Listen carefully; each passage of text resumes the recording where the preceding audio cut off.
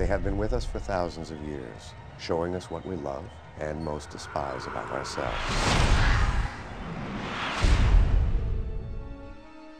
The first mirrors were but ponds and pools. Even then, subjects believed their souls to be held captive on the other side. But who was the first victim of this ancient superstition? As the poet Ovid tells the story, Narcissus was a young, vain man. One day, upon finding his image in a pond, he fell in love with his own reflection. Now, what's ironic about this story is that he actually died of thirst in front of that pool. A mirror somehow translates to me, certainly from that story, of this unbelievable desire to not grow old. Perhaps one of the first superstitions to spring from this fable of pride was the belief that bad luck would visit those whose reflections became distorted. I started like some research about the history of human being and the mirrors, and I realized that for many centuries the mirrors were more than just glass and silver. They were something like a window or gate to the other side. Holy shit. The thing about mirrors as a film that really interested me the most wasn't so much about the mirrors themselves as much as what they potentially represent, which is that your soul can actually get trapped in this plane and would not be allowed to continue on. This idea of being stuck is a really interesting and powerful thing for me. Maybe I'm seeing things in the mirrors at work, bad things, to the point where I can feel what they're showing me.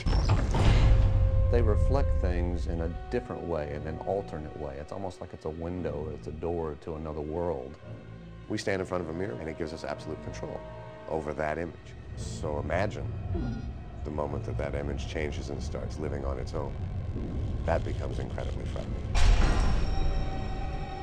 Looking into many mythology, like all the witchcraft of the Middle Age, women were burned alive because they were owning like a mirror. According to Russian folklore, mirrors are the invention of the devil because it can actually draw one's soul from one's body. To prevent souls of the dead from being trapped within mirrors before making it to the afterlife, many cultures refuse to lay their dead in rooms with reflective surfaces. These superstitions have only multiplied throughout the ages. Magicians have always used mirrors. Mirrors have been around forever. They've been used in different ways to deceive. Lewis Carroll once wrote that when Alice stepped into the looking glass, she passed into another world. He called it a wonderland. Many cultures to this day still believe that mirrors in sick rooms should be covered, lest they draw out the soul of the weakened body. The ancient Chinese believed that mirrors could ward off evil spirits. And in Persian weddings, it was customary to place a mirror of fate behind the couple so that the first thing the groom saw upon removing his bride's veil was the reflection of his wife-to-be. In the film, certain mirrors are destroyed. I really didn't want to be anywhere near the set when some of these mirrors were being broken. And I certainly didn't want to stand next to the guy who had to blow some of them up. They're all around us, and we forget, how much they found a way into our daily lives. Anything that can drive a parallel between cultures and people, and yet is transcending those cultures or religions, that we all have this collective thought from one culture to another, I find really interesting. Can it be that these terrifying superstitions are nothing more than ancient mythologies played out on a grand scale throughout the centuries? Or could it be something more? The mirror starts out in our life as a friend. And I think as we get older through time, it reveals that this life that we value so greatly is changing and is leaving us.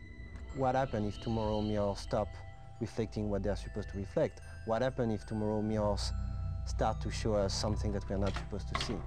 I think a lot of the mythology came from this one thing that could really tell us was the great marker for where we were in our lives. They say that one's perception is one's reality. And what I like about this film is it gives you that view that if you were to look at your reflected perceptions with an evil slant. If that were to happen, your world would become a living nightmare.